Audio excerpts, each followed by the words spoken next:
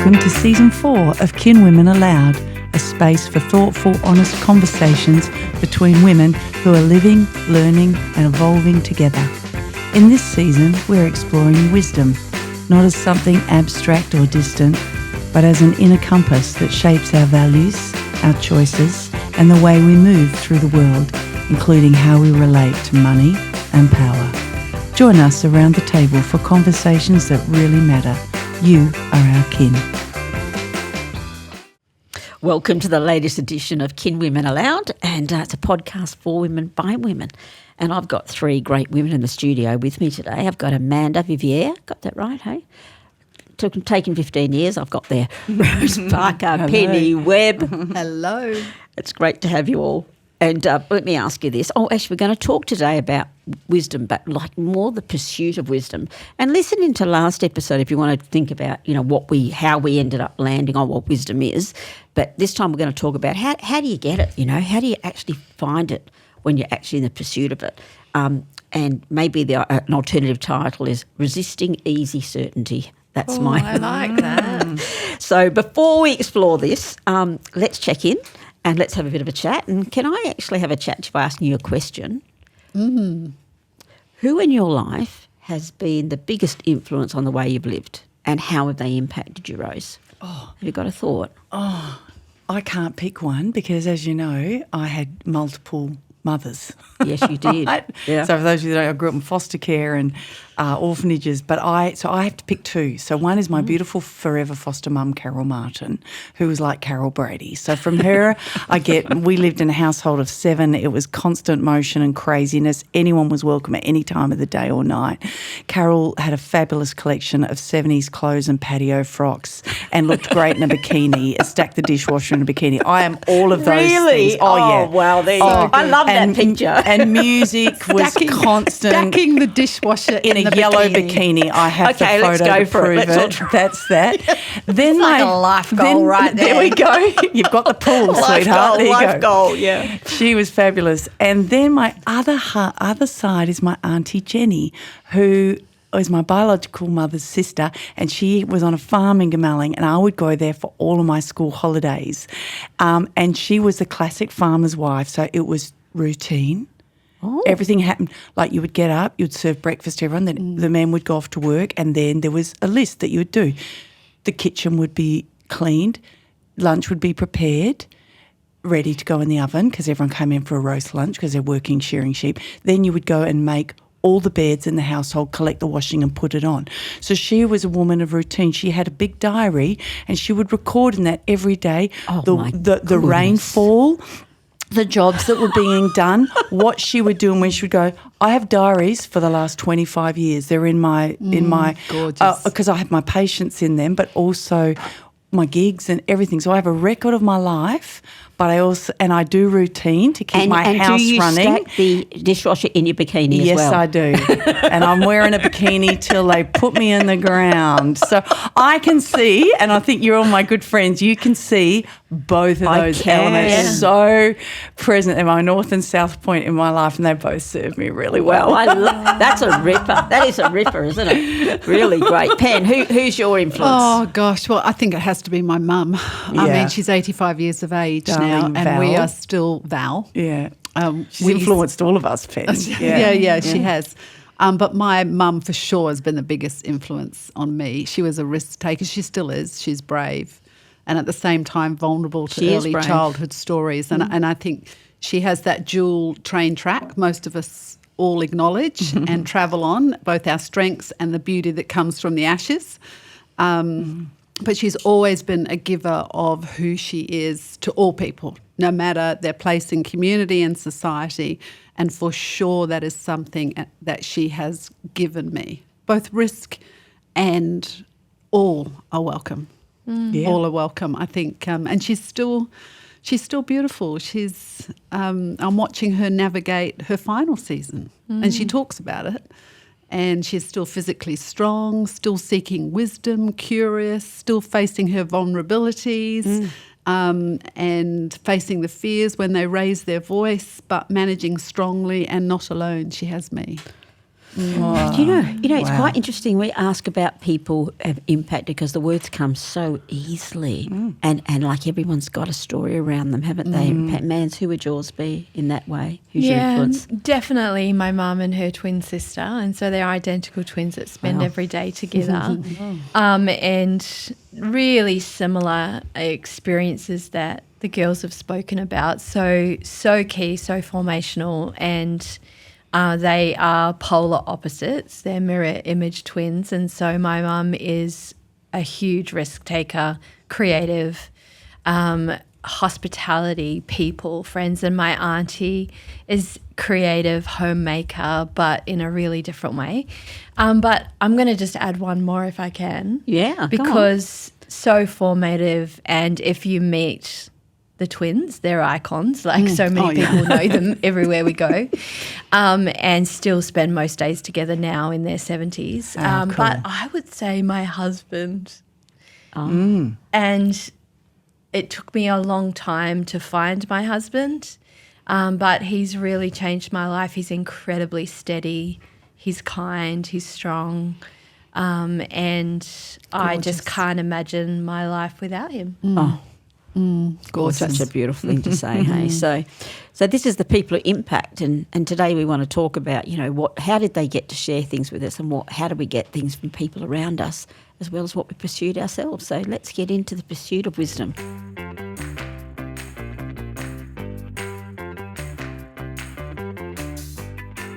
So I'm kind of leading in with that idea, the pursuit of wisdom. We talked a bit about it last episode, and it was this idea that it comes over time, and it's you've got to dig in a bit, and then you've got to let the light come on it.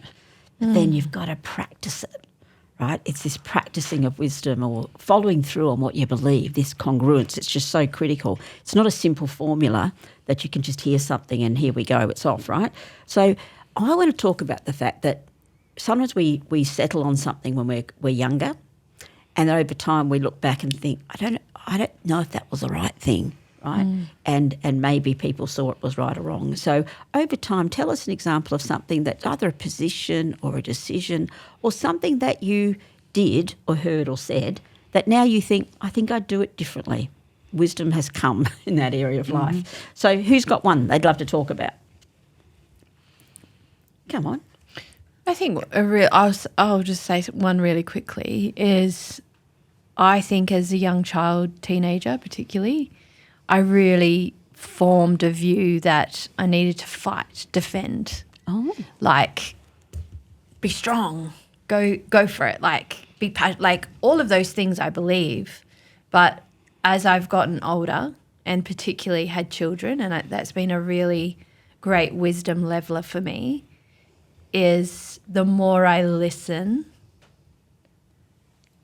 and I stay present, I just don't have to fight as much anymore. That's really cool. It sounds like striving too. Huh? Fight, strive, great. That's Just that performance orientated in comparison to presence. resting. And what fighting for your place too, in a way? You felt like that? I think a lot of it is around enoughness, that sense of not being enough or doing more or, and so really unpacking the I am enough kind of Sounds vibe. like that, yeah, rooted in self-worth perhaps. That's one of the great things about getting older. Yeah, people would always have thought, even from a very young age, that I was very confident. But I think you always have had this great thing to you. But I mean, I've known you for probably 20 years, 25 years. So it's a beautiful thing in you. But I think it's just as you get older, realising I'm settling into that a bit more. It's not so much what I have to do, it's more of kind of who I am. Accepting who you are. Yeah. That's the best part about getting older. Yeah, I know, and I love it. one thing that we're talking a lot about in our family right now is just a very simple wisdom statement from my husband. He's like, kids, the calmest person leads the room. Yeah. Gorgeous. Yeah. And I think I grew up saying the Loudest. loudest person. Are you the youngest child? No, I'm in the middle, but it's a big old gang of people. So Yeah. You had a gang. You had the gangs. What about you, Pam? What would you say? Gosh. Something you think you'd do differently now or think differently now? We grew up in a family where the wisdom was hold the family secret. And the secret was, and it was given poor advice, best of intentions, but the secret is that we as a new blended family were not to tell the story that there were previous marriages, that we were the product from previous marriages as children. So you held this secret, believing it was wise and the right thing to do. And yet, really, all it was the secret that made you sick as a child and as a family. Because you thought it could get out. It was a burden. Yeah. It was a burden that you all carried. I mean, the good thing is we were all carrying it. So on one hand, you kind of go, okay, we're in this, right? We're in this together. Okay, and people would come up to me and, my stepbrother, and they'd say, you look so alike. Oh, my gosh. And we kind of look at each other going, yeah, right. Because there was no nothing blood there. There was no blood. But the wisdom was not good wisdom. Yeah. And it made us all sick. And it really perpetuated a lot of things that were not. That were not. There was what would you say now? cost. What would you say now about the idea of not necessarily telling everything, but I think the other side, of course, in our day of social media, we see the absolute opposite of this, where people are telling everything very quickly at times of incredible rawness. And my advice then to that side would be, with sharing with the world, keep it private until it's permanent, whether that's your love life, whether that's your success, whether that's your plans, whether that's your income, whatever it is. Like, I just think we're so quick to share. We're so quick to be vulnerable to a world. Well, why? Why are we doing it? Yeah. So that, to me, is the other end of the spectrum now. It's like, don't hold any secrets. Just share with the world. But you can share with it in a circle, can't you? Of course, That's a safe place. It doesn't have to be online. It shouldn't be it doesn't. online. I did some writing recently around the word prudence. Great word. That our world needs more prudence. So it's not like prude as in, oh my gosh, I'm a prude. It's like... Oh. We know you're not a prude. I don't mind a bit of prudishness myself. I was going to say, Kelly keeps it private until it's I'm permanent. the prude here. Kelly keeps it private even when it is permanent. Yeah. The vault. The vault. I love it. Prudence is with wisdom with which we share, It's that sense of, actually, I'm thinking about all angles of the way that I live my life, Yeah. It's a very old name, but I like a it. goodie. It's a great like word. winsome. Oh, yeah, Auntie Winsome. My is a very practical one. There was a point in my life where I received an amount of money following a relationship end, a divorce, and I received a parcel of money. And what I did with that money was I bought a car outright, and I should have bought a house. It actually would have been a 20% deposit on a house in 1994. I could have bought a house and I bought a car. Yeah. So if I could wind back and do that, something different, it would have been that. Because the consequences for me today would have been massive. I know. Yeah. That's the value of talking about it. No one told me. No one suggested to me to buy a house. No one. I just, Especially as a woman. yeah. You think about 80s, 90s, it was still like banks didn't even... we struggled to get a loan. To get a loan still. But in she had that era. 20%, so she probably could have. Yeah. Probably but anyway, could we're not have going to make you feel any just. worse No, about that. yeah, there was that. I was thinking about something I did, and we would probably all did at times, was when you kind of gave advice so easily. You know what I mean? So someone would come in to your you 20s. in your 20s. Someone you know come, everything. don't worry, got it all worked out. Here's the problem. Here's the solution. And you know what? The sad thing for me is I look back and I think I didn't have to wear the consequences. Correct. I didn't have to wear them. Yeah. So advice is so easy to give out. So like one thing I'm really careful about now is I'll often just say, this is my position. This is not, if you're asking my position, this is where I am, or this are my thoughts. But go and find out, think about it, ponder it. Because, you know what? I think wisdom can be so cheap, you know. Yeah. I mean, advice can be so cheap. Advice is cheap. Yeah. I used to make fun of consultants. I'll be like, everyone can be a consultant. You walk in, you say anything you want, and then you walk out. And like, actually, now you're a consultant. Exactly. It's the wisdom of applied knowledge. Yeah. Like, that's what transforms. Like, being able to change a work team, like, actually means living in with that team and the people and seeing the wisdom come to life. So maybe we could move on there and think this idea. How do you think wisdom does come to us? And, like, what do you do to actually kind of build it into your life? Do you know what I mean? Because I'm thinking, what's the place of, you know, just knowledge and information? What's the place of doing? Pen. Now, You're looking very keen. She's looking keen. I'm looking keen because I'm feeling keen. I love this topic. I love this discussion. Yeah. Now, granted, I'm not in my 20s, 30s, 40s, 50s now. Wisdom is a slow burn. There's a time to question, there's a time to learn, there's a time to ponder, experience, and that is all about time.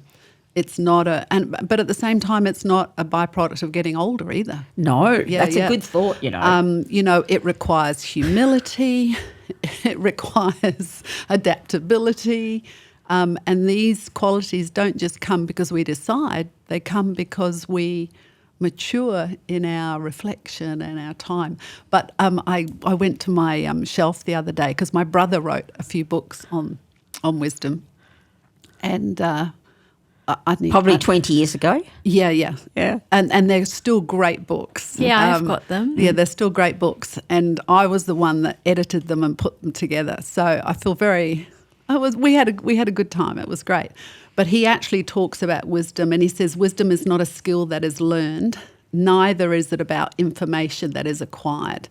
He says knowledge is well and good in its own place, but wisdom is essential. And then he refers to the book of Proverbs, which calls it the principal thing, and it says this: search for her as you would hidden treasure. And I love that because wisdom in the book of Proverbs is a woman. Sophia.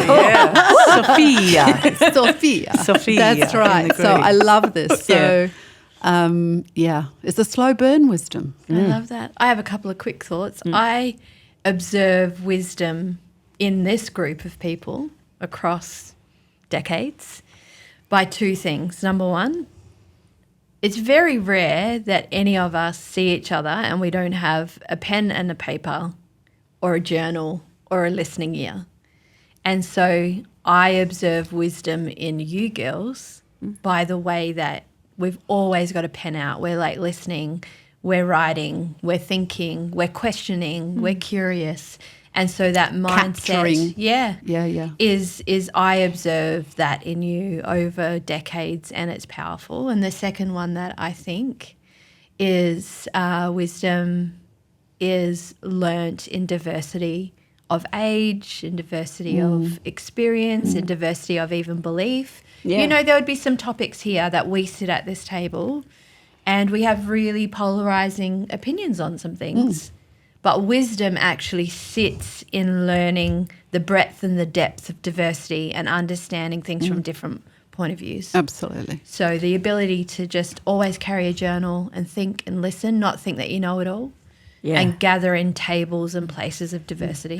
And maybe a little bit of that is that you find a young person who can just bring out a bit of wisdom and you just take, and you know, it's just not reserved for the elderly or the aged or the 40 pluses. You know what I mean? It's not reserved for us. Yeah. My youngest son, I remember he's just sometimes has a little insight. And man, you'd say this with your girl too. Yeah, Liberty is just that in space. Insight, it catches me. And this one time he'd gone to university, he'd completed a degree, and he wasn't my one who always found academics easy. The other two did.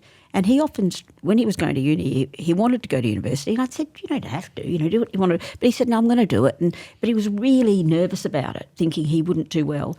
He passed everything and he did extremely well, right? Gets to the end of university and I said to him, so, as a mother, I love to ask these questions, tell me your greatest learning out of university, and I'm thinking he's going to talk to me about, I've grown myself and I'm hopes for the future. And he looked at me and he said, everyone's pretending. Wow. I said, what? He said, everyone's pretending. He said, I was so anxious about it because I thought everyone else was brilliant. Now, so I go into these workshops, and everyone acted like they knew everything. He said, and I thought, I'm dumb. I'm asking questions, and I'm so dumb. He said, when we got to the exams, he said, I was like fabulous, and they failed. He said, I just realised everyone's pretending. I love it. Isn't that a beauty? I love it. Yeah. So Rose, what do you think about how do you think wisdom's come for you? I've said it before, I'll say it again. Wisdom comes to me from learning and doing it wrong the first time. So that lesson of spending $20,000 on a car in 1994 when it would have bought me a $100,000 house, I learnt the difference between bad debt and good debt. Yeah. And that has shaped my decisions from that moment forward. And I've also had the opportunity to share that decision, the consequences of, and not being afraid to make decisions into good debt with other women on my journey. That's the thing. Is it just overrated that you've got to get it right the first time, or getting it wrong or getting it right is really the only is kind of like two different paths. I think they're the same path. I agree. Or holding firm on your decision as well, And just wearing the responsibility of it and going, oh, well, I'm going to do that better next time. That's the wisdom, isn't it? That's what it was for me anyway. Not ignoring that. Yes. Not making the same mistake again. Yeah. But what about you, Pen? Do you reckon it's overrated to get it right or wrong, or how do you see it? Well, I think we have to be very careful about this, because this leans into our definition of success, doesn't it? Success and getting it right or wrong. Perfectionism. Absolutely. Which I mean, it's freezes purely people. based on our beliefs and values. At the end of the day, the choice leads to consequence. You make a choice, Rose. You made a choice. You kind of go, actually, I don't want that consequence next time. Correct. Good thought, Pen. I want that consequence. yeah, that's right. And we may call it good or bad or right or wrong, but wisdom, from my experience, comes from that reflection.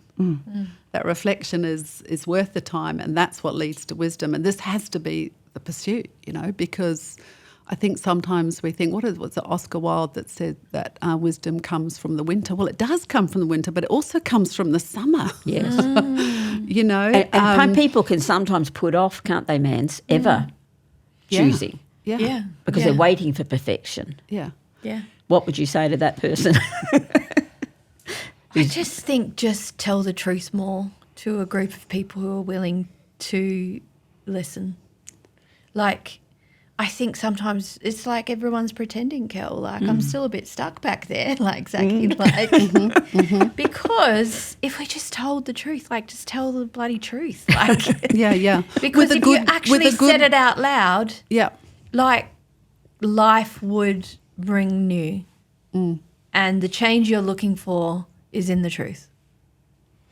And it may not, and you may not know it, or you may know it and need affirmation about it, or you may need another bit of input. So maybe this leads us to this idea: if you could give a tip to another woman our own age, younger, older, right? What's the one tip that you'd give them in their pursuit of wisdom? Build friendship in your local community. Be present to people that are nearby. Because I think one of the things I've really struggled with is I just got a lot of friends that live far away from me. Okay. And it's easy to kind of, yes, we have really deep friendships, but it's harder to tell the truth when you're sitting in a circle and the cup of tea's steaming in front of you, and it's like... And perhaps with people you haven't seen for a while, so you think it's going to drop heavy, and we'll probably have a surprise element, whereas people who are local and close, it's like they can ride highs and lows with you a lot easier. Well, you can just you can walk the park in your pyjamas. Nice. What's a tip you'd give, Rosie? Don't be hasty to take on advice. Be slow and check it out. But I also liked what Pen was saying before about that process of reflection and looking inward. Don't be afraid to do that and to own it, and then create that action for yourself. I think people, and again, our online world, people I think can spend a lot of time thinking about other people's lives and looking at their lives voyeuristically and what are they doing? Don't be afraid to stop and assess your own life and make the changes that are necessary. That's a great thing to do. Don't be afraid to do that. And to do that in a real-time community with real people is essential. Yeah, So look in and then take it out. And do it in real time with real people. Get physical. Get your feet in the sand. Walk the beach. Walk your dog. Visit your old 92-year-old neighbour. I'm going over to my neighbour. She's 92. She's Italian. She's going to teach me how to master that little coffee pot on top of the stove. So that I'm not spending $5 every day for a coffee. I've gone and bought my little Barada coffee machine, but the coffee I make in it tastes crap. And they're laughing at me going, oh, it's easy. I said, what coffee do you get? Oh, the... I said, I need to see a picture of it. Send me a picture. I'm coming to sit in your kitchen. I'm going to see you. Oh, it's easy. You just fill it up with the water. Think, yeah, I know I've been told that by an Italian lady. I want to come and be in your kitchen. I want to see you do it. And then I'm going to copy it.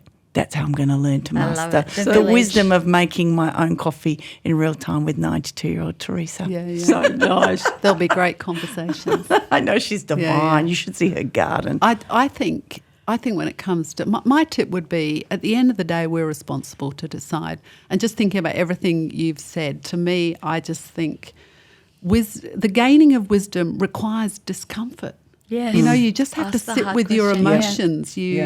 You have to hold the tension for a while. To me, it's like it just pulls together. You're integrating lots of things. You're integrating the past in yourself, the present in yourself, what other people are saying, what I'm internally saying to myself, your knowledge, your experience. It's like that, to me, is the art of wisdom. It's like you're holding all this intention, but at the end of the day, I'm responsible. And I can't push that responsibility onto anyone else. Oh, I reckon that's great. I reckon we can kind of land there because we really have given this idea. Just, dig it a little bit deeper, test what sounds true, learn from those that have walked longer roads. But at the end of the day, it actually sits on us and we can take it. Absolutely. We can take it. So thanks for being part of it today, girls. Beautiful being with you. Thank you. Mans, say thank you. Love you all. See you next time. Bye-bye. Thank you so much for spending this time with us here on Kinwomen ALOUD. If today's conversation resonated with you, we'd love you to subscribe, share the episode, or pass it on to someone who might need to hear it. These conversations grow when they're shared.